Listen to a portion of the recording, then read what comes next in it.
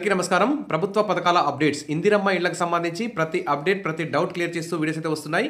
ఇందిరమ్మ ఇళ్ల ఫైనల్ లిస్ట్లో మీ పేరు వచ్చే వరకు మీ అకౌంట్లో 5 లక్షలు జమ అయ్యి మీ ఇల్లు పూర్తయ్యే వరకు సూచనలు సలహాల కోసం మరి సబ్స్క్రైబ్ చేసుకోండి, వీడియోస్ అయితే లైక్ చేసి ఉండండి. ఇక వివరణకు వెళ్తే నెలాఖరులోగా ఇందిరమ్మ ఇళ్ల లబ్ధిదారుల ప్రకటన, జూన్లోగా పునాది పిల్లర్ల దశ పూర్తి, గృహ నిర్మాణ శాఖ ప్రణాళిక అంటూ ఇక్కడ న్యూస్ అయితే చూస్తున్నాం.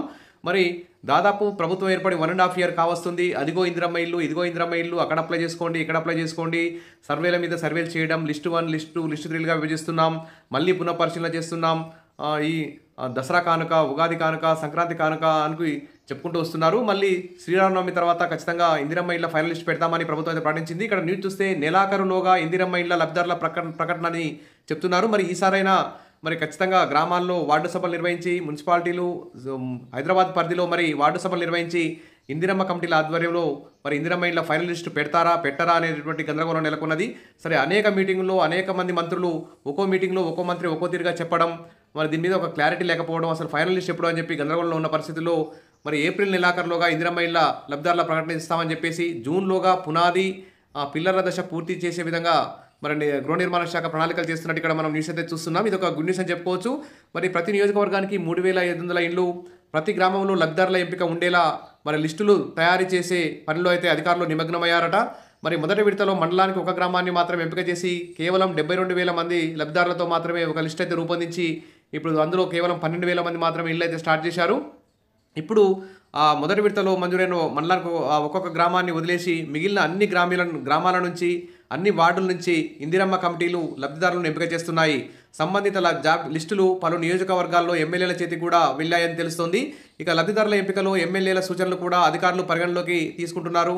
కాబట్టి మీరు అధికార పార్టీ ఎమ్మెల్యేలకు కానీ ప్రజాప్రతినిధులను కలిసి వారితో టచ్లో ఉండి, వారితో సానుకూలంగా ఉండి మీకు ఇల్లు వచ్చే విధంగా ప్రయత్నం అయితే చేసుకోండి. ఇక మొత్తంగా 2 విడతల్లో కలిపి రాష్ట్ర వ్యాప్తంగా 4.5 లక్షల మందితో లిస్ట్ అయితే రూపొందించి ఏప్రిల్ నెలాఖరులోగా లబ్ధిదారులను ప్రకటించడానికి ఏర్పాట్లు అయితే జరుగుతున్నట్టు తెలుస్తోంది.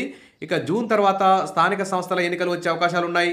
మరి తర్వాత వర్షాలు కూడా పడే అవకాశం ఉంది. కాబట్టి ఈ లోపలే బేస్మెంట్ లెవెల్, గోడల లెవెల్ అయిపోతే ఇల్లు పూర్తి చేసుకునే అవకాశం ఉంది. కాబట్టి ప్రభుత్వం కనీసం ఏప్రిల్ నెలాఖరులోగా అయినా మరి ఇందిరమ్మ ఇళ్ల ఫైనల్ లిస్టు పెట్టాలి. జూన్ తర్వాత మరి వర్షాలు వస్తాయి, స్థానిక సంస్థల ఎన్నికలు వస్తాయి, మళ్ళీ ఎలక్షన్ కోడ్ వస్తుంది. కాబట్టి త్వరగా వీలైనంత త్వరగా గ్రామ సభలు, వార్డు సభలు నిర్వహించి ఇటు గ్రామాల్లో ఇటు జిహెచ్ఎంసీ పరిధిలో ఫైనల్ లిస్ట్ పెట్టాలని చెప్పేసి కోరుతున్నారు. ఇక అప్పట్లోగా కనీసం పునాది పిల్లర్ల వరకు నిర్మాణాలు పూర్తి చేసి లబ్ధిదారుల ఖాతాలో సంబంధిత సొమ్ము జమ చేసేందుకు సర్కార్ అయితే సిద్ధమవుతున్నట్టు తెలుస్తుంది. అందుకు అనుగుణంగా అధికారులు ప్రక్రియను అయితే స్పీడప్ అయితే చేస్తున్నారు. ఇక మొదటి విడతలో దొరికిన తప్పులు జరగకుండా మరి ప్రభుత్వం వ్యవహరిస్తున్నట్టు తెలుస్తుంది. ఇందులో చాలామంది అనర్హులు ఉన్నట్టు ఆరోపణలు అయితే వచ్చాయి. దీంతో 72,000 మందికి గాను 42,000 మందికే ఇందిరమ్మ ఇళ్ల మంజూరు పత్రాలు అయితే ఇచ్చారు. మిగిలిన 30,000 మంది లబ్ధిదారులపై మళ్ళొక్కసారి విచారణ చేపడుతున్నట్టు సమాచారం. ఈ నేపథ్యంలో రెండో జాబితాలో ఎలాంటి పొరపాట్లకు తావు లేకుండా క్షేత్రస్థాయిలో జల్లెడ పట్టాలని జిల్లా అధికారులకు గృహ నిర్మాణ శాఖ నుంచి ఆదేశాలు అయితే వెళ్ళాయి.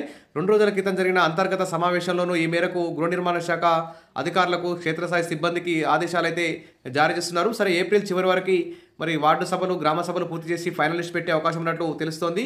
మీ సంబంధిత ఎమ్మెల్యే, మీ నియోజకవర్గం సంబంధించి అధికార పార్టీ ఎమ్మెల్యేలతో టచ్లో ఉండండి, ప్రజాప్రతినిధులతో టచ్లో ఉండి ఇందిరమ్మ ఇల్లు వచ్చే విధంగా చూసుకోండి. ఇది ఇందిరమ్మ ఇళ్ళకి సంబంధించి ఇదొక అప్డేటు.